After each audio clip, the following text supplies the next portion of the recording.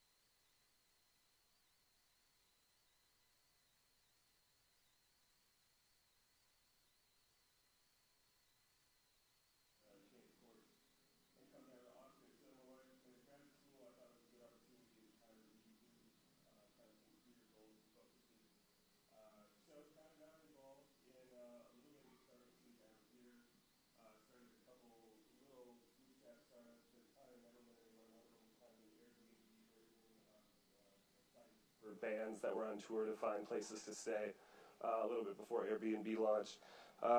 And so kind of got involved in the startup community that way. Ended up jumping around to a couple small startups, just kind of doing marketing and comms work for them. And then one of those ended, and I had a friend, Sean O'Keefe, who had been working for South by. Me and him kept running into each other over at Quacks in Hyde Park, and so I just shot him an email along with a whole bunch of other people to see what was going on and see if anybody had anything I could do for him. And he shot back that South by was kind of going through a little bit of growth. That was about 9 years ago, and they needed help, so I jumped on, and they got me. I haven't left. Well, it sounds like a great story and a good time to get on. Could you maybe describe what South by Southwest was, or kind of when you started Sure. About 19 years ago? It was interesting because it was about 2 years into a bit of their hockey stick growth, right? So when you think about South by Southwest as kind of a 33-year-old startup, I mean, they had been plugging along. They had started with music, and then they kind of added the film festival component. Then they added what was called the Multimedia Conference and Festival, which was actually interactive. And then interactive, they changed the name to interactive. Interactive was kind of plugging along, and then about 2 years before I came on, a whole bunch of things just started to come together. A lot of venture investments, startups started to grow into this thing we now know as social media, and it just all kind of coalesced at South by Southwest, and everything took off. So when I showed up, I was handed a spreadsheet by Hugh Forrest with about 4,000 session ideas, and he said, figure out how to program and a conference. And so me and a small team of people decided to try to figure out how to do that a little bit more efficiently and effectively, and turned into solving a lot of small problems really, really fast. And we had more people coming to Austin than we had hotel rooms for. We had more people coming to Austin than we had rooms for, so we just started programming as many topics as we could, hoping that everybody would like what we were doing. Wow, that's a perfect lead into the next question. So coming, using that startup mentality, because I think a lot of the conversations here, even on the utilities, you hear a lot of fail fast, fail forward.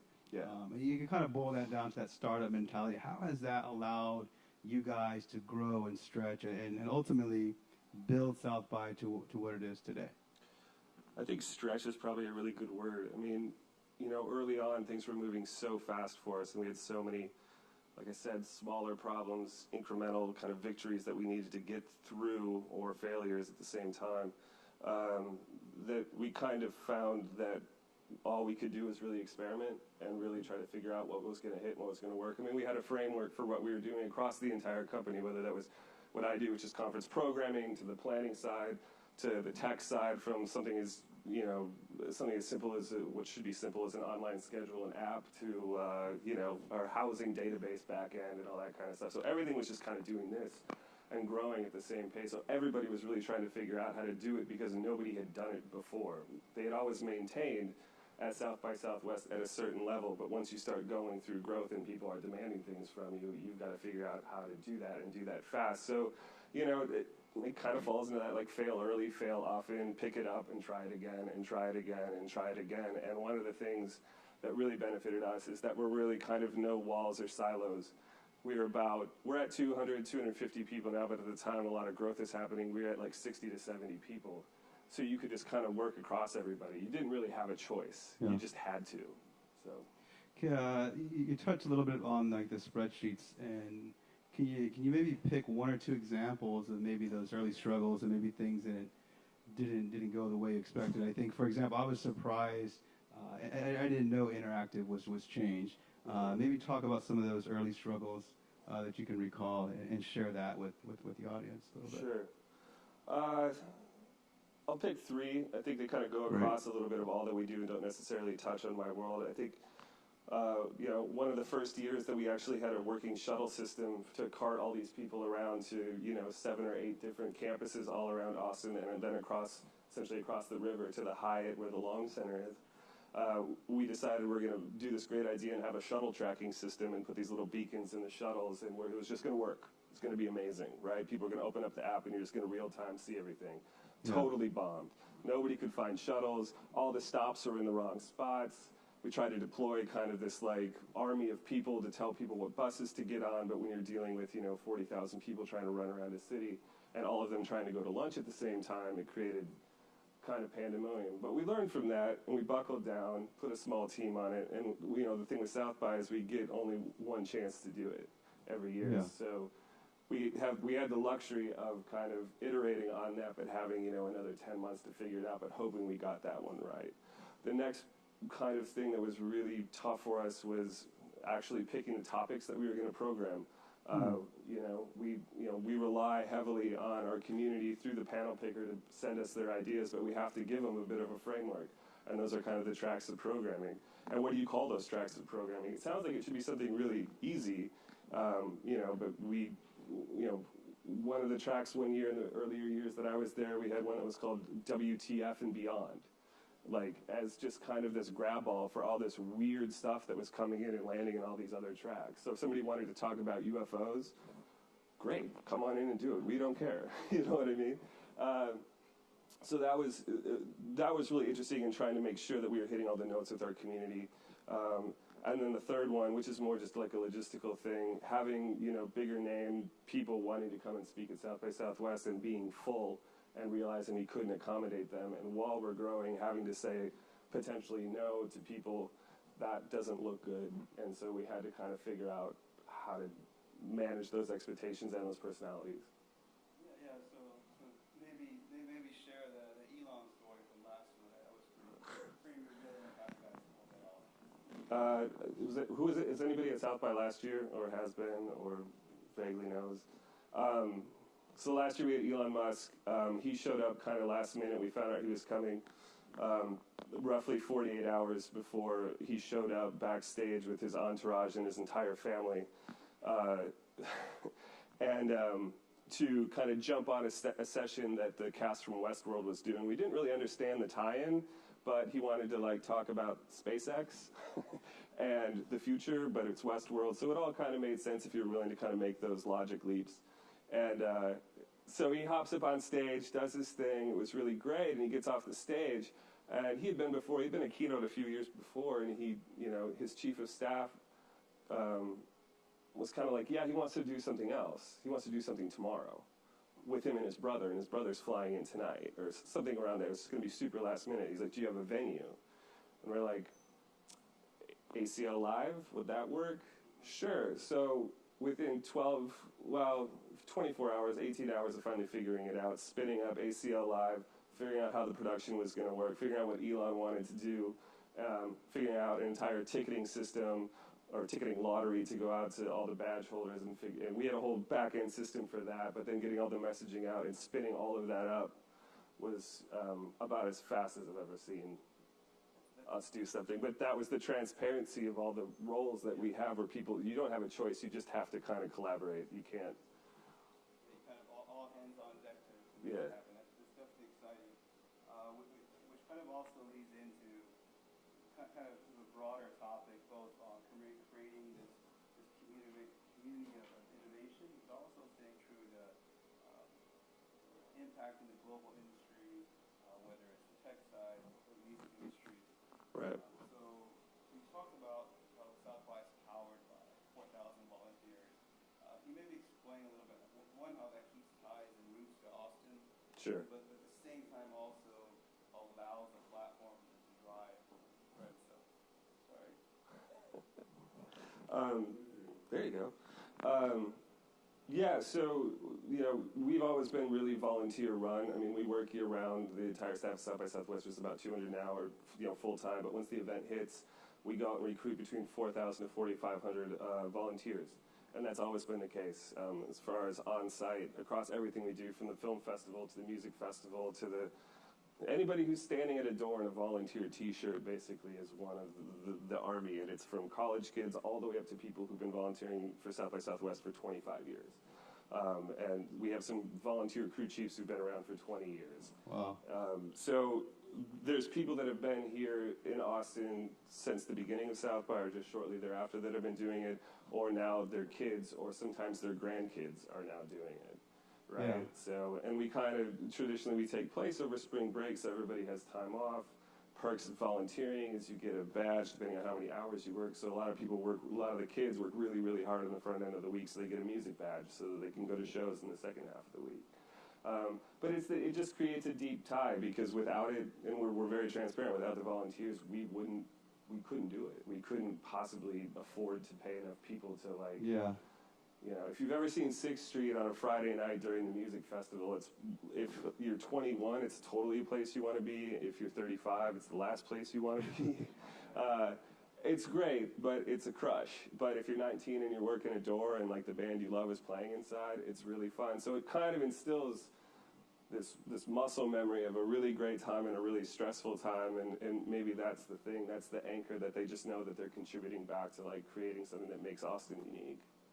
Yeah, definitely, and continue to thrive.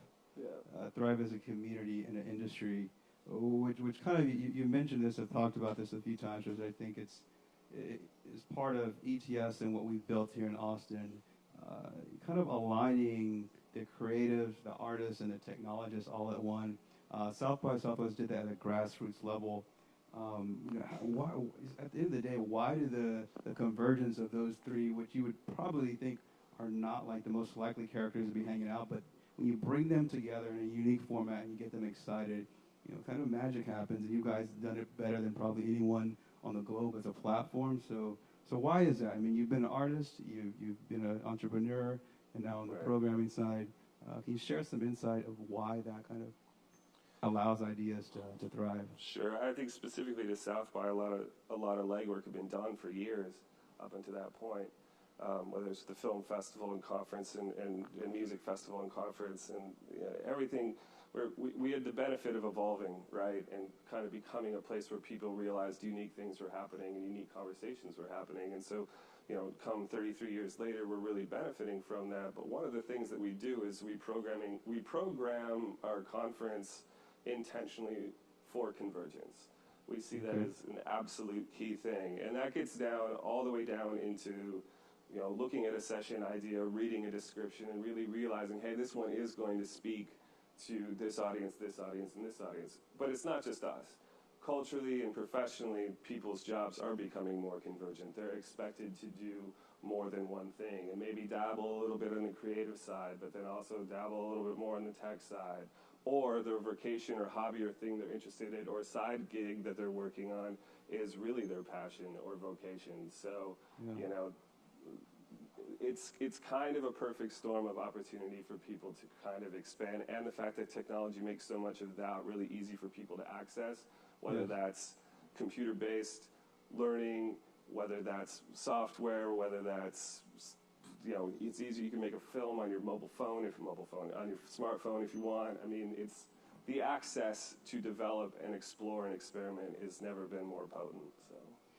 Yeah, and maybe just piggyback off that and maybe talk about how EDU has kind of, that's also caught fire. South by Southwest EDU is something, and maybe talk a little bit about that, and that brings those things together. Sure. So EDU, I don't know if anybody's familiar with our education conference. We started that about 4 years ago, and that's, traditionally on the front half of the week, or before South by Southwest proper starts, which is about 10 days. Then the half week before that, there's South by Southwest EDU. And what we found a few years ago was there was just, Ron Reed, who runs it, came from an education background, just kind of realized there was a real big gap in providing educators a conference that didn't really care what grade or level you taught. You just needed to be around other educators. And then kind of opened up that platform for technology to help influence what they programmed, what kinds of people they brought in, and really put innovation out front. Innovation, whether it's STEM or STEAM learning, or just innovation and really recognizing really original thinkers about how education should move forward. And that's actually just kind of bled right into South by South week proper, too, where we do a little bit of convergence and crossover programming kind of once their time ends and ours starts. So, and they hit a home run. Turns out there was a really big need for it, and it's, I guess, according to educators, it's one of the funnest ones to go to in the country. So, and how many attendees there do you think you guys get? For them, they probably have numbers somewhere, but I would say 4,000. Wow. Educators. Yeah. Or so. Yeah, 4,000 plus. All right, that's excellent. So, kind of just for the audience, this is kind of my last question for Todd, and I really want you guys to have a chance to ask him some questions after this. So, if you guys have some ideas here, be thinking of those. And this one kind of goes to the crux of this event, of what we've been hearing on. You and I talked about it several times. So here's like the billion dollar question, maybe bigger. How do we move this entrepreneur mentality of incremental progress, high reward, to one of foundational or societal progress, but you can still get individual reward? You've seen a lot of ideas out there. You've seen a lot of companies. What are your thoughts there? We talked about the incremental progress thing for a while, and how kind of my philosophy, it may be backed up also by other people talking about it, is that we're potentially we're moving into an era of solving longer-term problems, where the incremental problems necessarily, which are fun and sexy and really cool when somebody figures out how to solve a really small thing and make an app around it and get a lot of press, as opposed to the 5, 10, 15, 20-year problems we really need to be solving, which necessarily don't always get that much attention or potentially get a lot of VC funding or kind of a good PR machine behind it. I think specifically to South by Southwest, and one of these things that we kind of realized in our kind of entrepreneurial journey of moving from hanging on to rocket ship, was all the incremental changes as we started putting them together created the foundation. If you think of all these little blocks coming together, created this foundation for long-term progress that we could actually stand on, have stability, look at everything that we had done wrong, and that was okay. And that created a culture where, for us, there's freedom to fail, and you don't really, I like to say, there's not really, you don't lose any kind of, any worth within the company as a person for failing, because everybody fails, and we just want everybody to continue to try new ideas and try new things. So as we were going from scrappy to firm to standing on that firmness and really realizing what we want to be, we're on that journey now to try to figure out how we can help people solve the problems that need to solve, whether they're incremental or long-term. But we're looking at, how do we stay relevant for the next 15, 20, 25? How do we get to year 66? We don't want to be a 66-year-old startup again. So, but what I've seen in kind of the early years when I was at South by, and keep in mind it's only been about 9 years, was a movement away from the startups. And that has to do with culture. That kind of has to do with what's popular. It's kind of like technology is solving all these little small incremental problems too. We're seeing a lot bigger ideas come in, and we want to be a platform for those too. So yeah, that's excellent. I think we can have a whole conference just on that issue there, especially with some of the major infrastructure providers here in the U.S. So now I wanted to see if anyone had any questions for Todd. I'm not sure if Dylan or Aaron has Slido. I don't have it up on my phone here, but if someone wants to raise a hand here and sort of get a few questions here, we'd be happy. Love to hear some questions from the audience you have for Todd.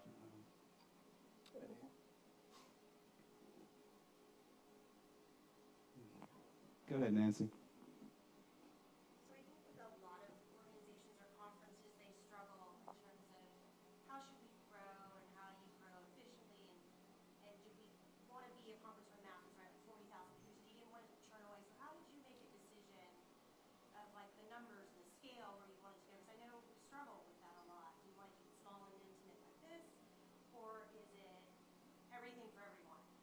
Right. For us, we didn't, specifically, we didn't really have a choice. We had to try to be everything to everybody. Otherwise, we were going to leave a lot of people out and leave money on the table. And people were coming anyway, whether they were going to buy a badge to come to South by Southwest or participate in our accelerator programs, or they were going to come with their startup and just go guerrilla. And, you know, I remember when Foursquare was there years ago, they had a whole bunch of people out in front of the convention center, big groups of people playing Foursquare with Foursquare shirts on. And people wondering what's going on. I mean, this is way back when checking in on stuff was novel or whatever. But everybody was coming. And so that's the one thing we've really struggled with is, you know, people would get upset. We get feedback from our attendees, you know, why don't you cap attendance? Why don't you officially sell out? You know, there's not enough rooms, there's not enough space. I can't get into anything. And we've improved on a lot of that stuff, but it continues to be an annual problem.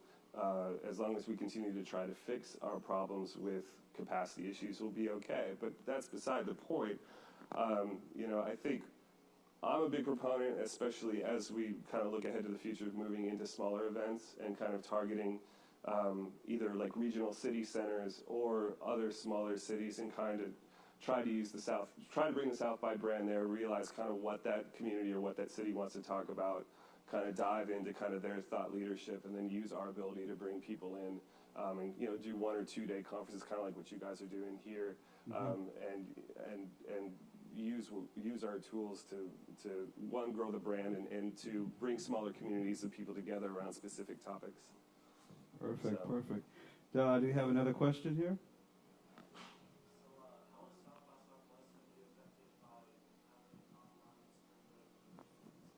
It's going to be amazing. It's, you know, that dovetails into the volunteer thing for the most part. You know, we're summarize what he just said. You know, usually we line up perfectly with spring break for all high school, you know, all the schools in Texas and kind of in the general area. And this year that's not happening, and so the kids don't have time off to come volunteer. So it's a struggle.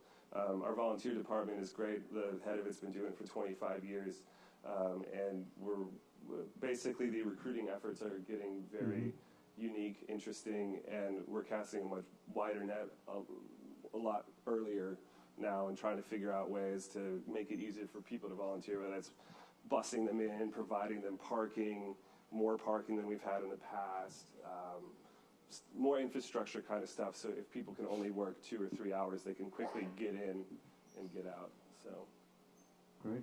Another question for Todd in the audience?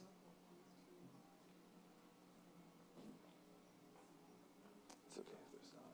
Okay, I'll take this one then. How did when Airbnb and those guys came online? Did you see that impact right away? Did you immediately recognize that's a great partner opportunity? And is there a formal partnership in place?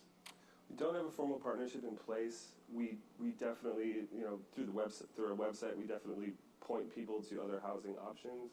Early on, when we didn't have enough hotel rooms and it was a big infrastructure issue, and all the hotels in downtown would sell out within the first 48 hours, that was an issue. But that was kind of right as Airbnb and HomeAway and VRBO started to come around. Or VRBO had been around for a while, but but it still hadn't really hit a fever pitch, and people really understood or trusted it. I mean, I went to an Airbnb party one of my first years, and it was at some tiny little house on the east side, and Brian Chesky was just kind of standing on the front porch with a beer and a suit, and like, hi, you know, so they were growing too, and they were kind of figuring out what they wanted to be as well. So now there's so many hotel rooms in downtown that you know, it's not really an issue, but it just kind of depends. I mean, I think a lot of people still do the Airbnb thing. It definitely probably takes a little bit away on the hotel side for us, just because hotels tend to get really expensive really fast. But you know, as more groups and the culture of business travel has changed, to a lot of people doing Airbnbs over hotels because they're cheaper. We're probably seeing a bit of that happen. Great. For sure. Any questions there? No? I will say, though, because everybody here is in the utilities, correct? We do run through an emergency drill every year where the entire convention center loses power. At half of it goes dark, and we have to figure out how to move all of our programming out of the convention center within 24 hours and spread it around the entire city. Wow. And work with the city and utility companies and everything to kind of figure out what that looks like every year, because it actually did happen at the convention center during another event. I guess the main line coming into the building exploded or something broke, and there was a big old scorch mark, and the half of the convention center went down, and so that kind of tipped us off that like that could probably happen to us as well. And so what do you do when you have to move 600 sessions, not 600, more like 200 sessions, and dovetail those into 600 other sessions going on all around town, and just communicate that to 1,000 speakers all within 24 hours. So we're very happy when the lights stay on. Very good, very good. So you just finished the panel picker session. So how many sessions and topics were submitted, and what, maybe give some insight, because I know we have several in the crowd, even some on our team, who I think submitted. What is that like, and how many, and how does that all happen? And is there real eyeballs kind of reviewing those things? Real eyeballs do review panel picker stuff. We get about 4,000, at the end of the day, 4,500 plus session ideas. A panel picker across 25 tracks of programming. We have about 30 full-time programmers. Programmers meaning people programming content that internally we look and read through everything in teams. We have the public voting piece, and then we have a very large advisory board that's broken into areas of specific interest and discipline that are looking at all of it too, that creates kind of this composite score and look kind of in this proprietary dashboard that we use, and then from there we go about the process of picking.